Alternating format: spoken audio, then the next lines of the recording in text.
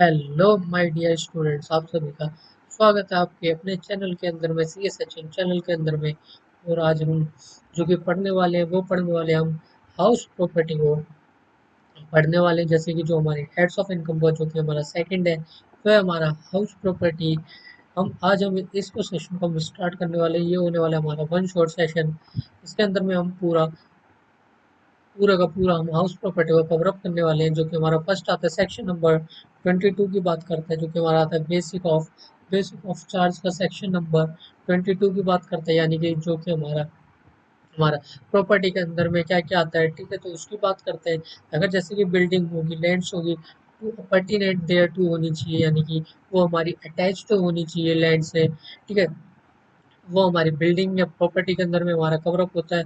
Next आता है उसका ओनर होना चाहिए या डीम्ड ओनर होना चाहिए उसके लिए, ठीक है, तो वो आपका प्रॉपर्टी मानी जाती है उसके बिल, ठीक है। और जो हमारा थर्ड आता है नॉट कंसिडर्ड ऑफिस एक्सेट्रा, तो ये चीज़ हमारी इसके अंदर में कवर अप नहीं होती, ये कंसिडर्ड नहीं करी जाती है हमारी प्रॉपर्टी के अंदर में, बिल्डिंग के अंदर में कवर अप नहीं करी जाती है। कह सकते हो आप बिल्डिंग या फिर कह सकते हो आप प्रॉपर्टी के अंदर में कंसिडर्ड नहीं करी जाती। जैसे कि मान लीजिए आप लॉयर हो या फिर आप सीए बनने वाले हो, आप अपनी खुद की फर्म स्टार्ट करोगे, तो यानी कि जो कि आपकी खुद की लैंड होगी, उसके आप उसके ऊपर आप मान लीजिए आपने बिल्डिंग बनाई, बिल्डिंग में आपने अपना ऑफिस खोल लिया, तो ये हमारा कंसिडर्ड नहीं होगा।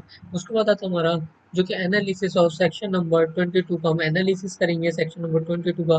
उसके अंदर आता है जो कि हमारा आता है steps steps to compute income from house property, ठीक है, जो कि हमारा फर्स्ट स्टेप है। यानी कि जीएबी क्या होता है आखिर, उसकी बात करते हैं, तो होता है हमारा ग्रॉस एनुअल वैल्यू होता है हमारा जीएबी। और उसमें से अगर हम लेस कर देते हैं, अगर उसमें से हम लेस कर देते हैं, जो कि म्यूनसिपल टैक्सेस होता है, जो कि पेड करे जाते हैं ओनर ने, ठीक है, कौन से ईयर के प्रीवियस ईयर्स के अंदर में। उसके बाद जो कि हमारा निकल के आता था वो निकल के आता था नेट एनुअल वैल्यू, यानी कि NAV निकल के आता था, वो निकल के आता था हमारा NAV, ठीक है, वो निकल के आता था हमारा NAV निकल के आता था। उसके बाद जो बात करते हैं वो आता हमारा लेस होगा डिडक्शन अंडर सेक्शन 24 में, जो कि है हमारे दो जो कि दो हमारे डिडक्शन है, जो कि फर्स्ट हमारा स्टैंडर्ड डिडक्शन सेक्शन 24 का सब सेक्शन नंबर 1, जो कि इंटरेस्ट बोरोड कैपिटल है सेक्शन नंबर 24 का सब सेक्शन नंबर बी इसके अंदर। और अभी तक अगर आप मेरे चैनल पर नए हो तो लाइक शेयर एंड सब्सक्राइब करना ना भूलें। और एक अपना एक प्यारा सा कमेंट डाल के बताएं कि आपको कैसा लग रहा है, मतलब कि पढ़ने में कोई आपको डिफिकल्टी तो नहीं आ रही, ये सारे मैसेज करके आप बता सकते हैं। उसके बाद जो कि हमारा इनकम फ्रॉम हाउस प्रॉपर्टी के अगर टाइप्स की बात करते हैं, ठीक है, टाइप्स ऑफ हाउस प्रॉपर्टी, कितने तरीके की हाउस प्रॉपर्टी होती है, ठीक है, तो उसके अंदर आती है हमारी फर्स्ट आती है जो आती है हमारी सेल्फ ऑक्यूपाइड प्रॉपर्टी, यानी कि SOP कहते हैं, या फिर LOP यानी कि लेट आउट प्रॉपर्टी, जो कि होती है लेस डी DLOP यानी कि डीम्ड लेट आउट प्रॉपर्टी। यानी कि अगर फर्स्ट जो बात करते हैं सेल्फ ऑक्यूपाइड प्रॉपर्टी की, तो सेल्फ ऑक्यूपाइड प्रॉपर्टी के अंदर की अगर बात करते हैं तो उसके अंदर में आखिर क्या होता है, तो उसकी बात करते हैं, ठीक है। तो जैसे कि आप मान लीजिए आपने बिल्डिंग बनाई है, तो आपने जो भी प्रॉपर्टी है उसके ऊपर आपने बिल्डिंग बनाई, तो आप खुद उसके अंदर रहने लग गए, तो ये हो गया हमारा सेल्फ ऑक्यूपाइड प्रॉपर्टी। और इसके बाद आता है हमारा LOP यानी कि let out property. Let out property को यानी कि आपने रेंट पे दे दी उस प्रॉपर्टी को, ठीक है, उससे आपको रेंट रिसीव्ड होता है, तो ये आ गया हमारे लेट आउट प्रॉपर्टी के अंदर में। और deemed for let out property को यानी कि मान लेना, ठीक है, डीम्ड यानी कि मान लेना कि बट हुआ नहीं है, लेकिन मान लेना कि आपने उस प्रॉपर्टी को लेट आउट किया है, ठीक है। उसके बाद जो क्या था हमारा डिटर्मिनेशन ऑफ एनुअल वैल्यू की बात करते हैं, ठीक है, वो आता है हमारा determination of gross annual value, जो कि हमारा फर्स्ट स्टेप था। अगर उसके अंदर की बात करें, अगर हमारा एक्सपेक्टेड रेंट है, एक्सपेक्टेड रेंट यानी कि जो कि होता है हमारा हायर ऑफ ए, जो कि है MB यानी कि मार्केट वैल्यू। और जो सेकंड है वो है हमारा फेयर वैल्यू का, जो कि subject to maximum of SR को मैक्सिमम होना चाहिए, ठीक है, फेयर रेट। उसके बाद हमारा अगर बात करते हैं ARR कैसे निकलता है, ठीक है, तो ARR निकलने का हमारा फॉर्मूला होता है rent रिसीवल rent रिसीवल minus unrealised rent. ठीक है, अनरियलाइज्ड रेंट, इसको सही से लिख देता हूँ, आपको समझ नहीं आ रहा हो ये अनरियलाइज्ड रेंट हो।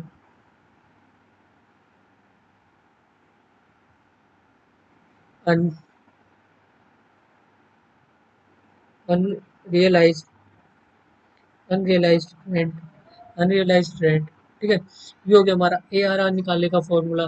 इसके बाद जो की बात करते हैं हम अनरियलाइज्ड रेंट में, ठीक है, वो आता है हमारा जो कि कैसा होना चाहिए हमारा अनरियलाइज्ड रेंट। ठीक है, जो कि बोनाफाइड होना चाहिए, बोनाफाइड यानी कि गुड फेथ में दिया होना चाहिए। ठीक है, और जो है vacated for steps has been taken. ठीक है, जो थर्ड है हमारा not in occupation of any other property का। ठीक है, अदर प्रॉपर्टी का कोई भी ऑक्यूपेशन नहीं होना चाहिए। उसके बाद आता है हमारा अगर वैकेंसी लॉसेस की बात करते हैं। ठीक है, तो वैकेंसी लॉसेस आखिर क्या होता है, तो उसकी बात करते हैं। ठीक है, वैकेंसी लॉसेस वो होता है जैसे कि आपकी, अगर आपके पास प्रॉपर्टी है, आपने उसको रेंट पे नहीं दिया। ठीक है, कोई भी आपके पास बिल्डिंग है या फिर हाउस है, ठीक है, कुछ भी मान लेते हैं। ठीक है, आपने उसको रेंट पे नहीं दिया, बट उसे आप भी यूज नहीं कर रहे हो। ठीक है, तो आपने उसे यूज नहीं करा, तो उससे होने वाला नुकसान को हम वैकेंसी लॉस कहते हैं। इसके बाद आता है हमारे इसके अंदर में कंप्यूटेशन ऑफ GAB को आखिर हम कैसे निकालते हैं जिसके टाइप्स में। ठीक है, तो जैसे कि हमारा फर्स्ट आता है SOP के, जो कि आता है हमारा प्रॉपर्टी का, यानी कि सेल्फ ऑक्यूपाइड अन सॉरी सॉरी सॉरी अन अनएक्यूपाइड हाउस प्रॉपर्टी, जो कि आता है सेक्शन नंबर 23 का सब सेक्शन नंबर 2, जो कि आता है हमारा अगर GAB नील होगा, GAB नील होगा फॉर टू हाउसेस के लिए। ठीक है, कोई भी डिडक्शंस नहीं होगा। और GAB हमारा नील होगा कितने हाउसेस के लिए, ओनली सिर्फ टू हाउसेस के लिए ही हमारा GAB नील होगा। अगर टू से ज़्यादा होंगे, अगर मान लीजिए 3 घर होंगे आपके पे, ठीक है, सेल्फ ऑक्यूपाइड आपके 3 घर्स हैं, तो उसके ऊपर हमारा GAB नील नहीं होगा। इस चीज़ को याद रखेंगे, GAB हमारा नील ओनली ओनली वो होगा हमारा सिर्फ अगर आपने सेल्फ ऑक्यूपाइड में टू हाउसेस का रखे हैं तभी होगा हमारा। अगर इसके बाद जो क्या आता है हमारा लेट आउट हाउस प्रॉपर्टी की, जो क्या आता है हमारा, जो कि सेक्शन नंबर 23 का सब सेक्शन नंबर 1 क्लोज ए का सब क्लोज नंबर बी। और उसके बाद आता है हमारा लेट आउट प्रॉपर्टी का, जो कि वैकेंट आता है हमारा, वैकेंट लैंड का आता है, वैकेंट लैंड जो कि आता है सेक्शन नंबर 23 का sub section number 1 clause number C. इसका अगर यानी कि ARR की बात करते हैं, वो लेस देन होना चाहिए ER का, और GAB इक्वल होना चाहिए ARR के। ठीक है, फिर से रिपीट करता हूँ, अगर आपका लेट आउट प्रॉपर्टी है, ठीक है, वो भी कौन सी वाली में, जो कि हमारी वेकेंट में आती है। ठीक है, तो उसके अंदर में जो ARR है वो हमारा लेस देन होना चाहिए किससे, ER से लेस देन होना चाहिए। और GAB इक्वल होना चाहिए ARR के। ठीक है, और इसी के अंदर मैं और एक चीज बताता हूँ, जो ARR होगा वो ग्रेटर देन होगा ER के। ठीक है, और जो ये चीज सेम ही है। ठीक है, इसके बाद जो क्या आता है हमारा GAB AR के इक्वल होगा। इस चीज को आप फिर से याद रख लेंगे, मैंने दो दो बार इसलिए लिखवाया है इसके अंदर में ताकि आपको रिवाइज हो सके, क्योंकि आपका रिवीजन सेशन चल रहा है, वन शॉट सेशन चल रहा है ये। ठीक है, और इसके बाद जो नेक्स्ट आता है हमारा फोर्थ आता है, वो आता है हमारा लेट आउट का, let out property and self occupied for part of year 23 का सबसेक्शन नंबर 3। इसके अंदर में हमें डिडक्शंस अलाउड मिलते हैं, यानी कि आपको डिडक्शंस अलाउड होता है इसके अंदर में। और फिफ्थ आता है हमारा deemed let out property section number 23 subsection number 4 जो कि बात करता है इसके अंदर भी हमारा डिडक्शंस अलाउड होता है, बट GAB जो GAB GAB होगा हमारा किसके इक्वल होगा, वो होगा हमारा नील होगा GAB, GAB हमारा नील होगा। इसके बाद आता है हमारा single house, the single house portion is let and other portion is itself occupied। तो इसके इसके अंदर में हमें कोई भी डिडक्शंस अलाउड नहीं होता। ठीक है, फिर से एक बार बता देता हूँ, अगर आपने सिंगल हाउस को या लेट आउट कर रखा है, या फिर खुद ने, अगर आपने खुद ने ऑक्यूपाइड कर रखा है, तो इसके अंदर में हमें डिडक्शंस कोई भी अलाउड नहीं होता। इसके बाद जो आता है हमारा, वो आता है हमारा, बात करते हैं तो वो आता है हमारा house property held as stock in trade. Stock in trade stock and trade जो कि हमने अभी हम अदर सोर्सेज पढ़ के आए थे उसके अंदर हमने बात करी थी स्टॉक एंड ट्रेड्स क्या होता है, ठीक है।